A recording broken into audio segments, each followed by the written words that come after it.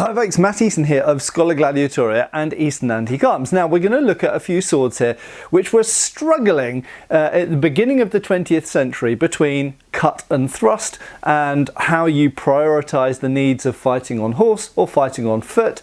So these are some British swords, for the most part, British and Indian swords as it happens, and some of these swords are actually featured on my website, and in fact a couple of them are currently for sale. So if you don't know my website, it's Easton Antique Arms. You can check out the link below in the description down here. That's antique-swords.co.uk.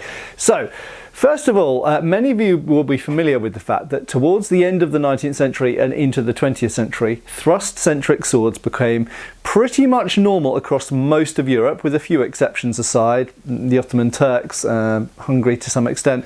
But for the most part, thrust-centric swords became the preferred choice for cavalry, for a whole bunch of reasons that I've looked at in previous videos. But essentially cavalry by this point, obviously to do with firearm and artillery technology, had to kind of change their role a little bit, and they were now equipped with firearms as well. So sometimes they dismounted and fought with rifles on foot, like what we'd sometimes term as mobile or mounted infantry.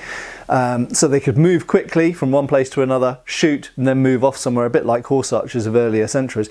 But when they did want to actually attack, for example, a retiring enemy, so infantry who were pulling out of a position, quickly send the cavalry in, exploit that, skewer some of them. This happened actually quite a lot in World War I, more than most people realise. Actually, they were kept in reserve, so they were often, even by the end of World War I, used in conjunction with tanks as well. So you'd send in the tanks, you'd force out the enemy infantry, then as the enemy infantry started to retire, you'd suddenly send in your cavalry, who could move faster than the tanks of the time, and you could exploit the fact that they were retiring. Equally, routing enemies or baggage trains, artillery positions, things like this. So swords were used at this time most commonly in the Middle East theatre, North Africa, and in Eastern Europe. Not so much on the Western Front because of trenches, but everywhere there wasn't trenches, cavalry were used quite a lot, and even sometimes on the Western Front. So for various reasons, these kind of thrust-centric, essentially a wearable lance, because you can't wear a lance very easily. So if you're also going to use firearms, swords are very good. You can stick them in the scabbard or you hang them off the saddle of the horse, and they're there when you need them. So thrust-centric swords became very popular. There was also a school of thought that said that the thrust is more fatal and will hit the enemy before they hit you with their cut. And this is true. However, as we've covered in many previous videos, running someone through doesn't preclude the possibility of them then hitting you with their edge. And this did happen. So sometimes people ran through an enemy and then either got skewered in return or got chopped in return. So just because a thrust is in long term more fatal doesn't mean in that moment it's necessarily going to protect you any better. But nevertheless, thrust-centric swords. Now, in Britain, two types of swords came about, and there's still regulation today for the infantry officers who carried swords and cavalry, all cavalry, including officers who also carry swords. And what we ended up with was this. This is a George V era. This is actually on my website at the moment. George V era 1897 pattern sword. And this is, if you go to Buckingham Palace or any of those places, Trooping of the Colour, that kind of stuff, infantry officers will carry this type of sword, this model of sword. And as you can see, it is a straight tapering thrust-centric blade. In fact, it is designed to be able to cut as well, and if you look at the sword exercise of 1895, devised by Ferdinand Masiello, an Italian fencing master, it does have cuts in it. So you can cut with it. They're just not great cuts, but they are cuts. Which might be useful in some situations, for example hitting someone in the hand to disarm them, or whatever, in defensive terms, whatever. But primarily this is a stiff, tapering, thrusting sword. Now this was what infantry officers had, and what cavalry officers had by 1912 was this. Again, a big straight sword, big guard, with a particular style of canted grip with a thumb placer and a good hand stop. So really effective thrusting weapon from horseback. However, there are a few interesting things to mention about this. So first of all, in the Boer War, so we're looking at 1900 here, so 1899 to 1902, the Second Anglo-Boer War in South Africa, There was in fact a couple of certain outfits called the City of London Yeomanry. There was the first and the second, and this is a second City of London Yeomanry sword. Now at first sight you might think it looks like the infantry officer's sword, but here's an interesting thing. As the Boer War panned out, it became very, very clear that cavalry were of relatively limited use because of Boer marksmen, snipers up in the hills. You couldn't really charge them with cavalry. They were dispersed. They didn't stand there and march in ranks and all this kind of stuff. Essentially, they were skirmishers. So cavalry was used in the Boer War, but they were mostly used as mobile riflemen, essentially. Now, the City of London Yeomanry were an interesting and fairly newly raised outfit, and they realised that these guys were on horses, so they might have use for swords, but they were primarily to serve as mounted mobile infantry riflemen. So when they came to choose what sword, bear in mind that the 1912 and the 1908 didn't exist yet. There were cavalry swords in use at this time, the 1890 and the 1899 cavalry swords, and they think, well, that's not really appropriate. And then they looked at the infantry officer's sword of 1895 and 97, very similar models, only slightly different in their hilt design. And they presumably thought, well, that's an infantry officer's sword. That's not really appropriate to these essentially rank and file who are going to be on horses. So what they came up with was an adaptation of the infantry officer's sword for private soldiers who were sometimes going to require a cavalry sword. And this is a relatively rare and pretty interesting sword. So the blade is of the exact same design as the infantry officer's sword. That is, it is a dumbbell, completely blunt cross-section down here. That section is designed to give you strength, good for parrying, big flat edge that you can block with. And then the second half of the blade is the edged and pointed bit, and that is a wedge section. But because they were going to be mounted on horses, they scaled it up. So the standard infantry officer's sword is, I'm sorry, going to use British imperial measurements here, 32.5 inches. This one is 34 inches. So they added some length, they added a little bit of girth, and they also made the cutting portion of the blade a little bit longer. So the infantry officer's sword, the fullered section, usually comes up further. So we've got a little bit more cutting region, although this is still primarily a thrusting sword. We've got a slightly longer blade, slightly beefier, heavier blade, because the impact on horseback is going to be greater than it would be on foot, so it needs to be able to stand up to that. And you'll notice that the guard, unlike the decorated guard of the private purchase officer's sword, is completely plain iron, although it's fundamentally of the same design. And the grip is fundamentally of the same design, but instead of having expensive shark skin and wire wrap, this is just made of hardwood. I think it's probably ebony, or at least some type of African dark wood. Same back piece. So it is clearly based on the officer's sword, but it's kind of scaled down in cost. It's made more simple for the rank and file, but it is fundamentally a sword that you could use very adeptly on foot. It's actually, for the fact that I'm 6'1", which is fairly tall by Victorian standards, this is actually better length for me than the standard infantry officer's one. And you've got a bit more cutting portion on this as well. And you could use it on horseback because you've got longer reach, blah, blah, blah, stronger guard as well. So this is an adaptation. It's a thrusting sword with a scale back to have a little bit more cutting potential with a bit more reach. And I just think it's a really interesting design choice when you're kind of going, so these guys are partly cavalry, they're partly infantry, and you end up with a sword which is like a bastardization of those two things. Because for the most part in the British Army, you were either cavalry or you either rode around on horses or you walked around on foot. Officers might transport themselves on horses, but unless you were a major or higher, you spent most of your time, even in a battle, on foot. So this sword is really a hybrid for both. Now, what's interesting is we fast forward from the Boer War, we get to 1908, and this new model of sword comes in for the British cavalry. This is the famous 1908 pattern sword, which partly inspired things like the American pattern, the 1913. And it's a great design for what it's for. If you want a completely dedicated thrusting sword for use on horseback, it's difficult to really beat the British sword. It's got an incredibly stiff blade. It does obviously flex, but it doesn't flex a lot. It's a very, very stiff blade, very acute point, very good at thrusting through stuff. It's got no real cutting ability, although a curiosity is that this one and most of them that were used in World War One are service sharpened. So this does actually have an edge on it, but as you can see, it's so narrow. Riding past someone on horseback, yes, you can do a lot of damage to someone, you can hurt someone, you're not going to cleave through, you probably won't even cut through a jacket with it. But if you hit someone in the face or across the arm or something, that very acute edge, or that rather narrow edge, which can be chisel sharp, should we say, can do quite a lot of damage, but it's not going to cut like a typical sabre or broadsword would. In terms of the balance, it's balanced relatively close to the hand. You can see there, it's only really about 3 centimetres, I would say, about 1 inch up from the guard. So you've got a lot of control of the point, and the guard is extremely protective to your hand because you kind of don't parry with these things. You basically ride at the enemy and you hide down behind the hilt, you stick the sword arm and the head and the body behind here, and you ride your horse as fast as you can at the enemy, whether they're on foot or on horse.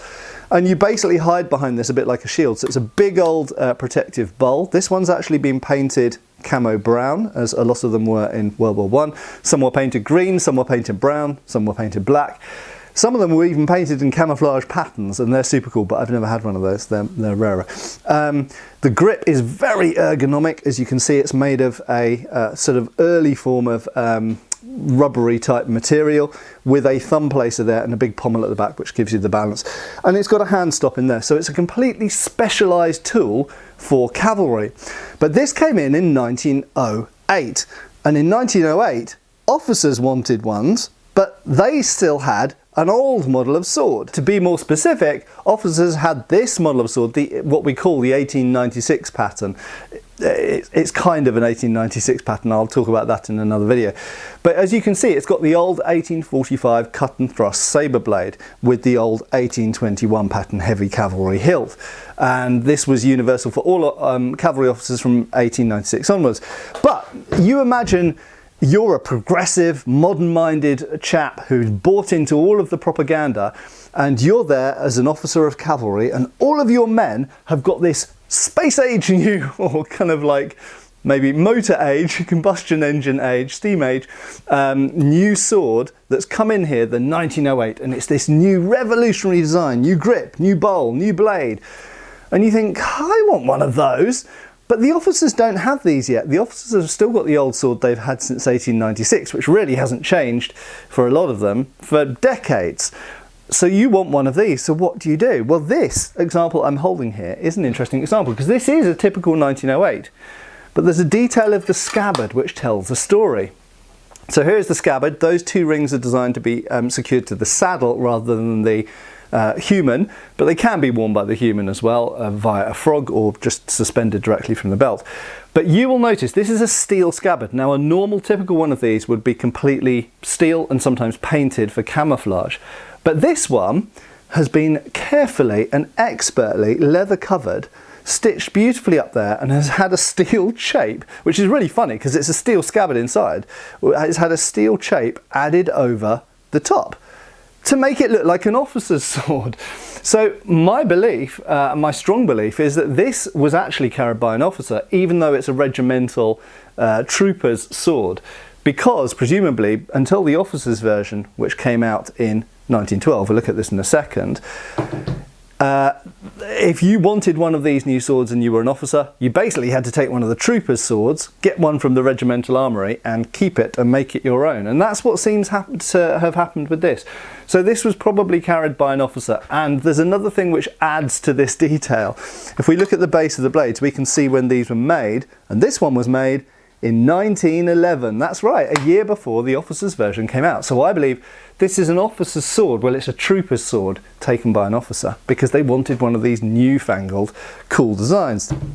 Come 1912, finally the officers got their own sword here. Okay, and it's only different by the fact that it's got shark skin grip, a bit more fancy, silver grip wire, fancy decorated pommel, fancy decorated guard, etched blade. This one's made by Wilkinson. And important to note as well, in fact the troopers one here is also made by Wilkinson, but these were purchased by the government, given to the regiments, and they were owned by the War Department and the regiments. Officers' swords are not issued, they are purchased. If you're an officer, you have to go out and buy all your own stuff. So this is a private purchase.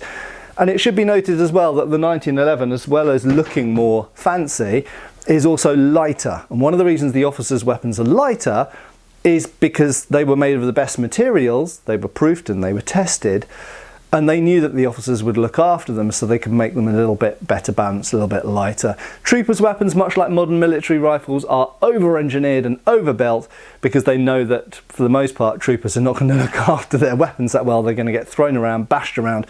And you also want them to last for a long time because this is government economics as well. They think, well, we want that sword to last 20 years, whereas an officer might be like, well, it's going to get 5 years of hard service, and if it gets broken, I'll buy a new one. So different priorities. But here's the final part of the story. At this time, Britain obviously wasn't only Britain. Britain was the whole British Empire. Canada, Australia, South Africa, whole chunks of Africa, whole chunks of Asia, and perhaps most famously, India. Now, the Indian Army was administratively somewhat separate to the British Army, but it was obviously under British control. But Indian soldiers did have sometimes different equipment.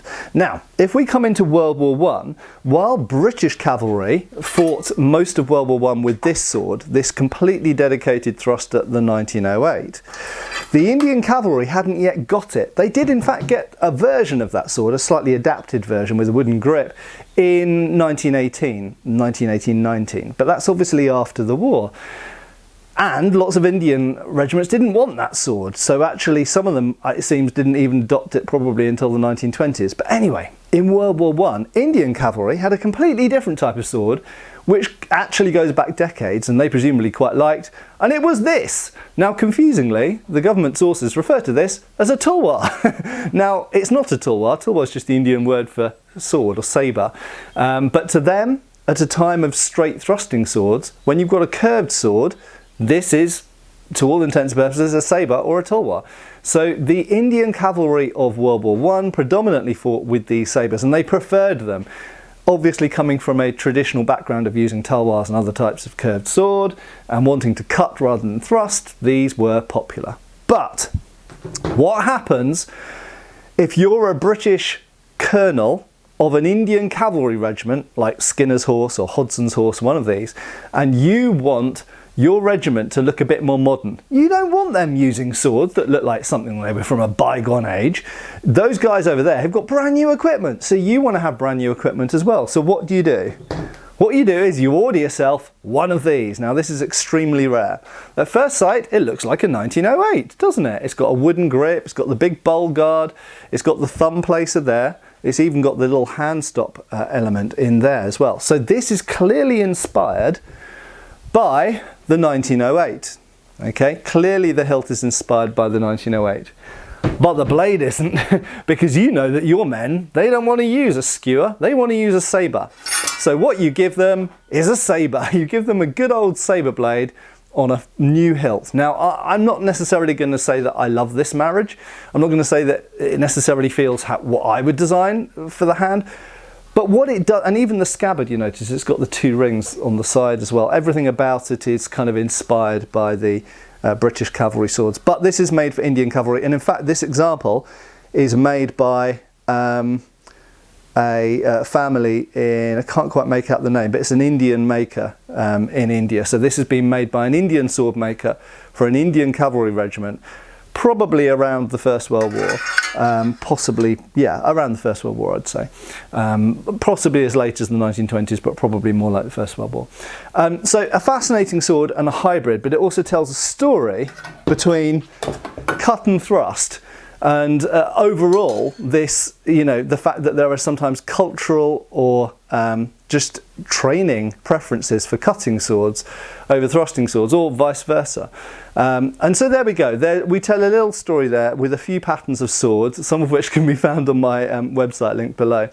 But at the end of the 19th century and beginning of the 20th century, I think a lot of people think that cavalry was a bygone thing, but actually there was a lot of cavalry action in the first 20 years of the 20th century. If you look to Eastern Europe and you look at the Russian Revolution and everything going on in Poland and places like that, there was tons and tons of cavalry action. And in fact, even in British history, fighting the Turks in the Middle East during World War I, there was also obviously the Arab Revolt. There was a huge amount of cavalry action, both operating using swords and obviously as mounted infantry, dismounting and using rifles, and then mounting back up again, and then becoming cavalry again.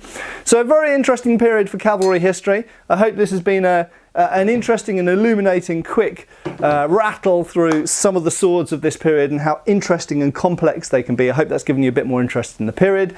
I have been Matt Easton, I'll continue to be, and I hope to see you back on the channel soon. Cheers folks! Thanks for watching. We've got extra videos on Patreon. Please give our Facebook a like and subscribe if you haven't already. Cheers folks!